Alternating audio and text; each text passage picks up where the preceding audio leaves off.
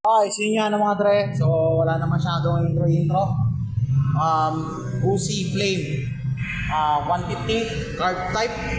Simulan na natin.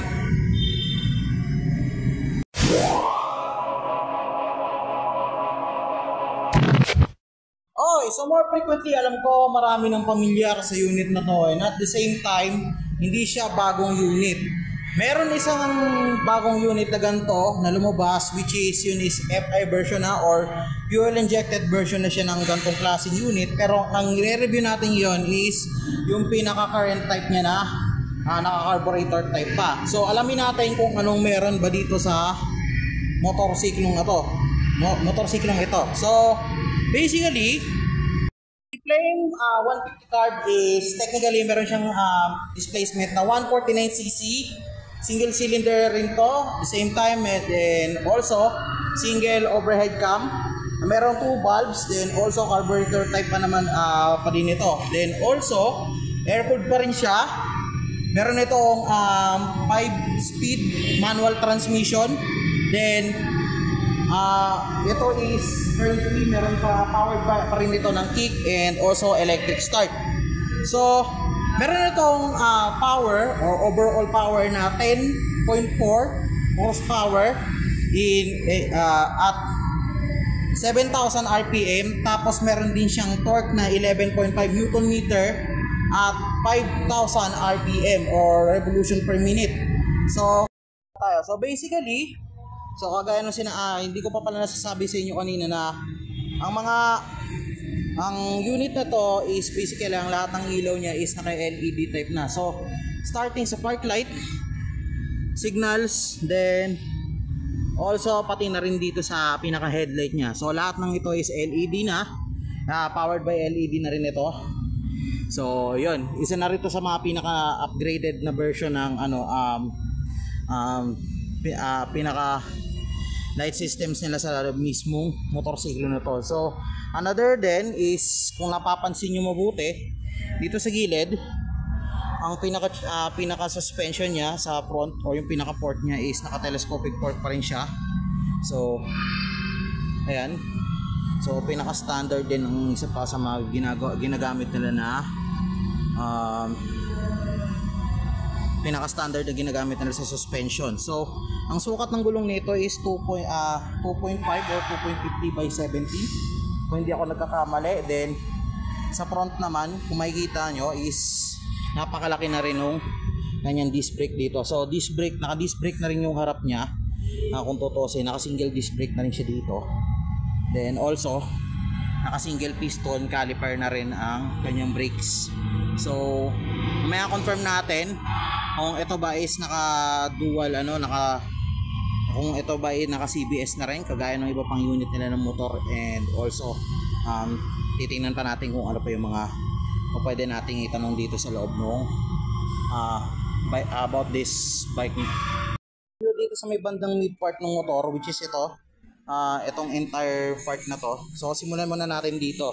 So itong part na to mismo sa instrument panel niya, kung tutusin, ito ay naka-digital instrument panel na po ito.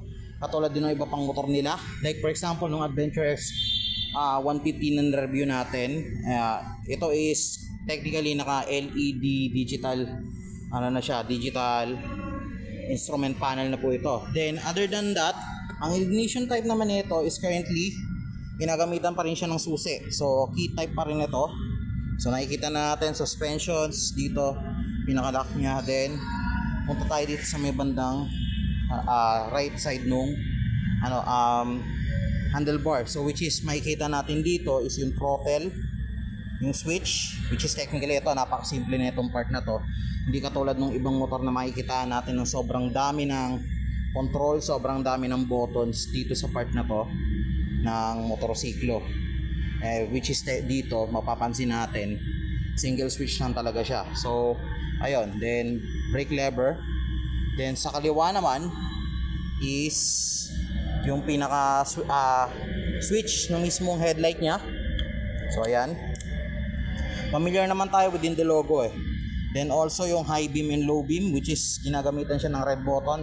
Ito medyo confusing to kasi napagkamalan ko to kaninang hazard light. So kapag may mapapansin kayong gantong klase ng logo or indication sa mismong switch, it means to say ginagamit siya for high beam and low beam switching. So meaning to say, yan is ginagamit natin para kung gusto ba natin na naka high beam or naka low beam or lakasan o hinaan yung ilaw natin, which is dito yun sa bandang headlight. Also, hindi mawawala palagi dyan yung turning lights. Ayan. So hindi na mawawala yan. So isa to sa mga pinaka basic na meron tayo ngayon. Then also yung horn. Yan, so medyo may katigasan na ng konti pero aux lang. Kaya naman i-manage yan.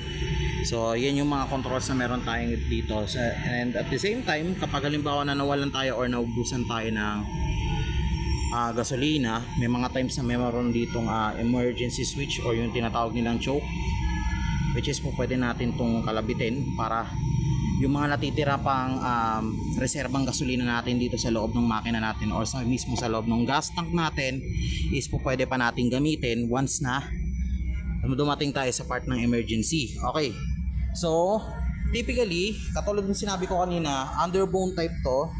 Well, frequently meron akong ilang pa mga underbone type na nakita na siguro isang unit lang yon na nakita ko na na-open yung gas cap. So dito hindi, yung gas cap niya sa harap. So dito hindi. So ayan, ang meron lang tayo dito is isang maliit na charging port. Ayan. So kung napapansin nyo, meron tayong charging port dito.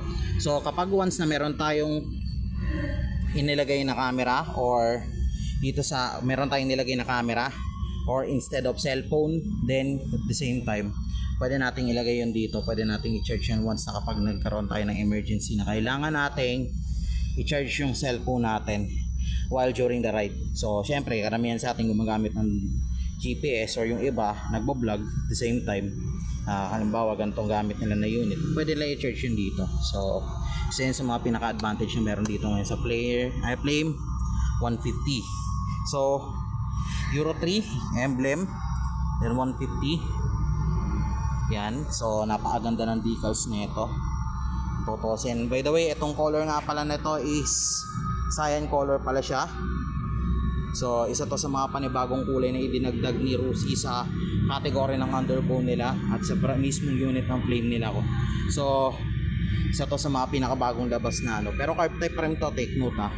So kagaya ng sinabi ko kanina, dito sa motorsiklo na to, pwede tayo mag-electric start o pwede rin tayo mag-kickstart.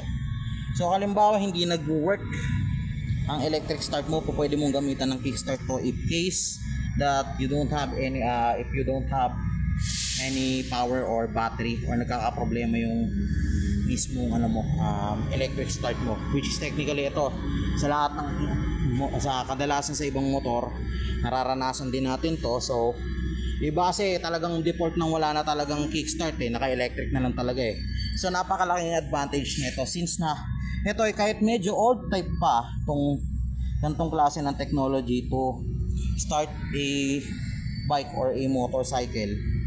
Malaking bagay na rin na may tutulong nito most of the time sa atin kapag halimbawa na hindi natin mapagana talaga yung motor through using electric start. So ayun,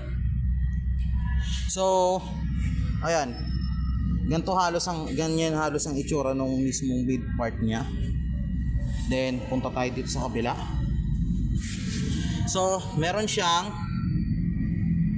medyo madilim teka lang, gamitan natin yan. So meron siyang single stand and also center stand na rin. Then ang tama nga ako, itong carb type na to is naka 1 down 4 up. So medyo malaki nga lang din ang pinagkaiba nung na to ng carb type na to compared dun sa naka FI type. Kasi ang pagkakasabi kasi sa akin, ang FI type daw kung tutusin is naka 1 down 5 up na, which is naka 6 gear transmission na yon. So ito is 5 gear transmission. So ganun ang magiging setup niya. So kung na-obserbahan nyo yung decalling system niya, napakagwapo kung tutusin. Kahit saan mo siyang ilagay na color or design, especially sa mga gantong lining na kadalasang ginagamit din dito sa design ng Uzi, especially sa gantong unit. So mapatapalodo or fender, then also pati na rin sa front part, sa body part is very unique siyang tingnan at the same time. So nakadagdag na rin dito yung fairings niya na naka-setups na carbon dito sa part na to, which yun ito. Then also yung gloss part niya dito sa bandang likuran ng bike, which is andito siya sa bandang upuan. Other from that, yung pinaka-keyhole niya for the compartment andito rin, nakalagay din siya dito. Then also ito yung gagamitin natin later on kapag pinayagan tayo na buksan yung compartment nito para makita din sa loob. So yon. Then syempre hindi nawawala ito, bakal na rin to kung tutusin eh, yung ginamit nila dito na para sa foot pegs tsaka sa step nut. So ito rubberized to, so which is good quality, makapit para sa paa, hindi siya ganun kadulas kapag tinapakan siya ng OBR natin.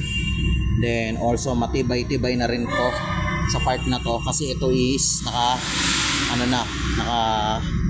bakal na rin ang ginamit dito. I don't know if it's kung anong klase ng metal nang ginamit dito, but also tatry ko patanungin lahat yan. So ito, ang ganda rin ng chassis niyan.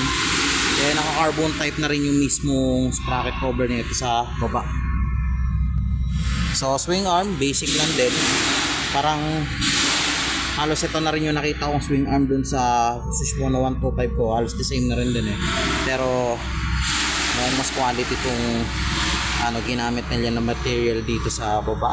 Then yon, sa bandang baba naman is naka 3.0 dito sa rear yung gulong niya, 3.0 by 17 ang gulong. So mas malaki ito compare dun sa harap ng dun sa mismong front ng motorsiklo na to. So stock pipe yan, yung tip ox din para hindi masyadong maingay o garalgal. Then at the same time yung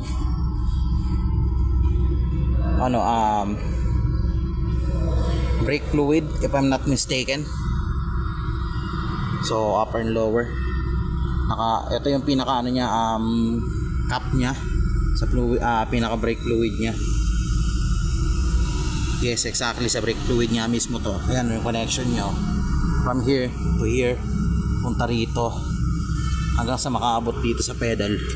Then as you can see, ito mismong bike na to is naka single shock suspension rin ito.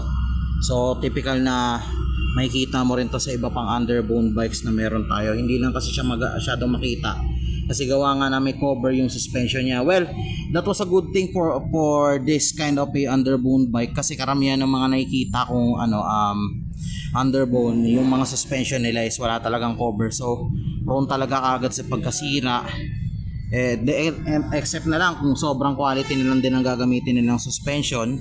So iniiwasan din kasi nito yung dust, dirt, then also yung agad na pagkakalawang nitong mismong suspension nila dito sa bandang ilalim. Kasi as you can see naman, single shock suspension, nakatapat lang siya sa gulong, so madali siya kagad makakapitan or matatalsikan kagad ang dumi dito. So napakalaking advantage dito sa nanilagay nila to. Kudos dito kay Larusi sa ginawa nila na to sa part na to. So ayun, so na-discuss ko na rin kanina yung gulong. So punta naman tayo dito sa brakes. So katulad nung sinabi natin kanina, naka-disc brake na rin yung harap. So dito rin sa likod ganun din, naka-disc brake na rin to. And at the same time, kung hindi ako nagkakamali, is naka single piston brakes na rin ito. Naka single piston caliper na rin ito. So ayan, ganyan ang itsura ng brakes niya. At the same time, mas maliit nga lang yung disc brake nito compared doon sa harap. Then dito tayo sa pinaka rear. So sa pinaka rear naman, kung mapapansin mo, typical na hindi na mawawala dito yung ilaw sa baba. Yan. So pansin na natin yan for a plate visibility. Then yung ilaw sa likod, kagaya na sinabi ko, ulitin ko na naman, LED lights na lahat ang ino-operate nito. So Matic LED light na rin ang nagpapagana dito sa tail light nito, including na rin yung signal lights dito sa magkabilang unit. So ito, napaka-unique na itong dalawang to. Then syempre napakaganda rin kung tutusin, titingnan mo sa malapitan. Syempre lalo na kapag malayuan, kapag halimbawa na ikaw mismo is nagra-ride na ng nira-ride mo na tong motor nito through all out the streets. And okay, so frequently gawa na natin ngayon yung front, speed, and back review ng mismong motor na ito. So frequently discuss natin ngayon kung ilan ang seat height ng motor na to. So currently ang seat height ng motor na ito is 770mm ang taas. Meron itong ground clearance na 150mm. So medyo mababa siya. Same din sa seat height. Then at the same time, meron itong 115 kilograms na timbang. So kung titingnan natin, try natin sakyan.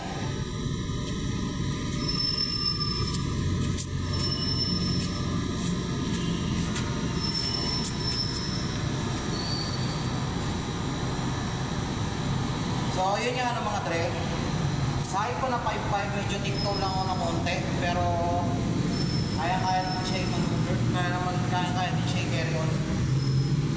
Medyo mababa lang ng konti yung kanya handlebar, pero syempre nakasanayan, even kahit naman ako mag-drive dito, kaya-kaya din naman na maka-adapt or masanay sa ganitong klase ng handlebar type. Hindi naman ganun ka big deal yung para sa akin. So siguro sa iba na sanay sa underbone bike, malaki ang advantage nila na gumamit ng ganitong klase ng motorcycle.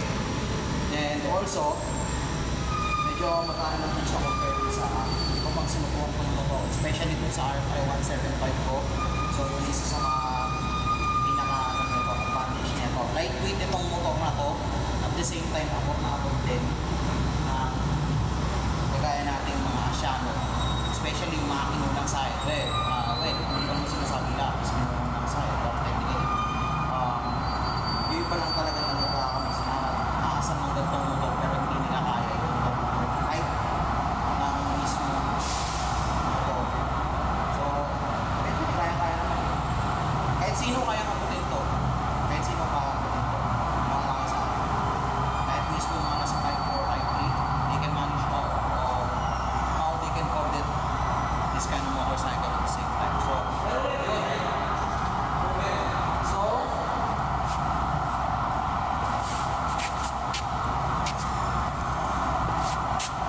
about sa motor na to, so magkano nga ba ang price ng isang plane 150 carb version?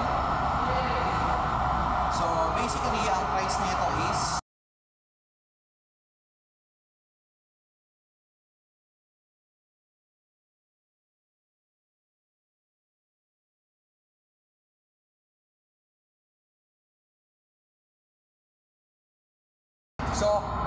definitely ito i-highlight ko lang. So every time na maghuhulog kayo inside 36 months, take note na lagi kayong merong rebate na halagang 300 pesos kapag on time kayo nakakahulog dito sa Kusi. So ganun ang sistema nila, nakaka-discount kayo ng at least 300 pesos every time na maghuhulog kayo ng monthly amortization fees nyo. So again, introduce ko lang sa inyo Flame 150 carb type version. So dito lang yan sa Rusi. Well, frequently andito pa rin naman tayo sa Rusi Mountain Heights, North Caloocan. So sa lahat ng mga pinakamalalapit na branch dito ay na dito village dito, mga pinakamalalapit na places dito, like for example ito Mountain Heights mismo, Pangarap, Barracks, Bunkers, then also Malaria, so on and so forth. Punta lang ako kayo dito, available na rin po ito dito mismo sa loob ng Rusi Mountain Heights, North Caloocan. So, again, stay tuned. Baka yung mga susunod na reviews natin. Maraming salamat mga dre. Ito yung palagi. Out. Kulang pala mga dre, sa nakalimutan nyo pala, meron pala silang available colors dito. Meron silang cyan, yung pinakabago nila. Meron silang red, meron silang gray, tapos meron silang dalawang black dun sa dulo. So lahat yan, yard type yan. Play 150. So same lang din yan. So yun, have a nice day. Ulit mga dre, stay tuned. Bye.